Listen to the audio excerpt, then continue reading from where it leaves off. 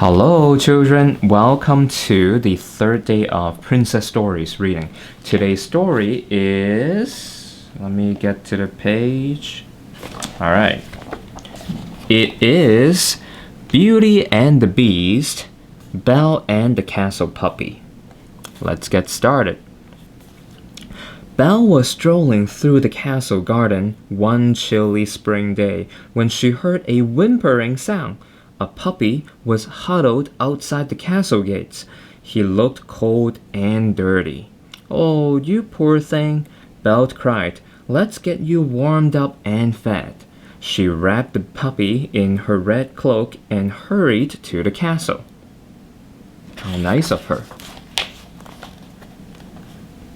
And once they are in the castle, Belle and the enchanted objects gave the puppy a bath.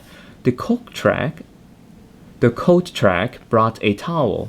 When he was clean and dry, the puppy ate a bowl of warm stew. "He's so cute. I hope we can keep him," Chip the teacup exclaimed.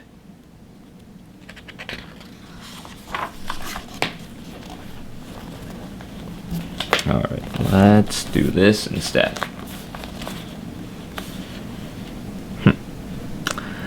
All the enchanted objects were happy to have a guest, but the Ottoman remembered when he had been a real dog, just like the puppy.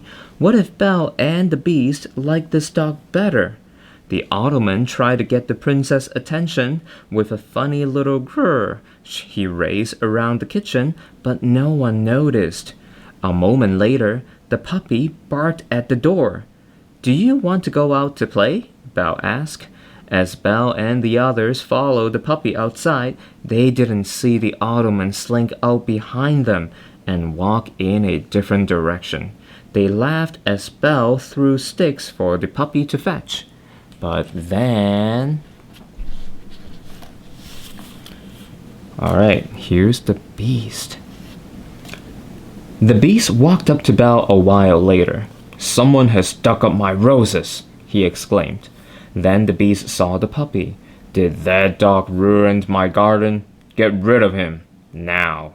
The Beast roared as he stomped away. He is pretty upset about his garden being ruined. A moment later, the Ottoman ran past Belle and the others. His legs were muddy. Look at him.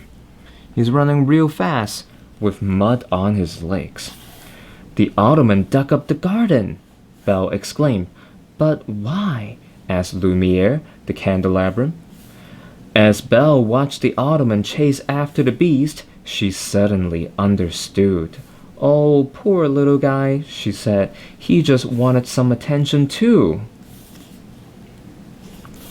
Suddenly, the puppy raced after the Ottoman, barking playfully. They both disappeared among the trees. "What if they don't catch up to the Beast? They'll get lost," Belle exclaimed. "I have to bring them back safely." "But it's getting dark," Mrs. Potts protested. She didn't want Belle to go after the two puppies. Belle looked at the long shadows creeping through the forest.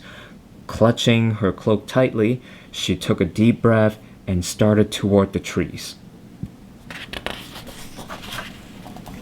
And there she is in the dark forest.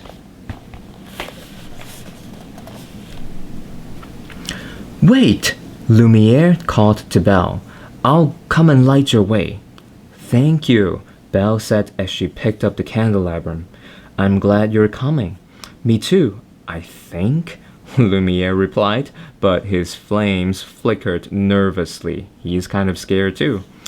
Belle walked along a path. She had come this way before. "Puppy! Ottoman!" she called. She hoped that they had met up with the Beast, but she was looking forward to returning to the castle. I would be too. I wouldn't want to be outside when it's all dark like that. Well, suddenly, a moment later, something rustled in the bushes. What is that?" Lumiere whispered.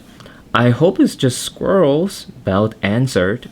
They must be very big squirrels, Lumiere replied.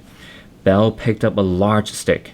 Then she and Lumiere walked on, calling for the puppy and the ottoman. Belle realized that the puppy and ottoman had gotten lost. She was determined to find them. A short while later, Belle heard loud barking. I think we found them, Lumiere exclaimed. Belle followed the sound until she came into a clearing. The ottoman and puppy stood under an enormous tree. The puppy was growling and barking loudly. Why would that be? Well, turns out this is why. What's wrong? Belle wondered aloud. Then she looked around and gasped. A large wolf was sitting nearby. The puppy is protecting the ottoman, Lumiere exclaimed. He is too small to stop that wolf for long, Belle said. He needs help. Quickly, Belle put Lumiere on the ground and lit the stick she had been carrying. She ran toward the wolf, swinging it. Get away! Get away! She shouted. But the wolf did not move. Just then, the beast showed up. The wolf ran away, yelping with fear. The beast showed up and everyone is scared of him.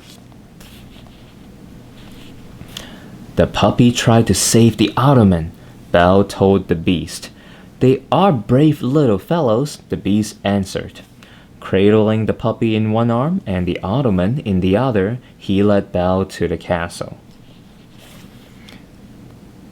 Later that night, everyone settled by the fireplace.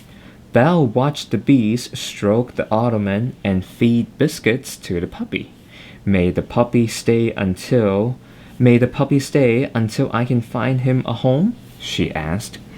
The beast cleared his throat. His home is here, with us, he answered gruffly. Belle smiled. She was glad that the beast had come around. Now he is okay with the puppy being here.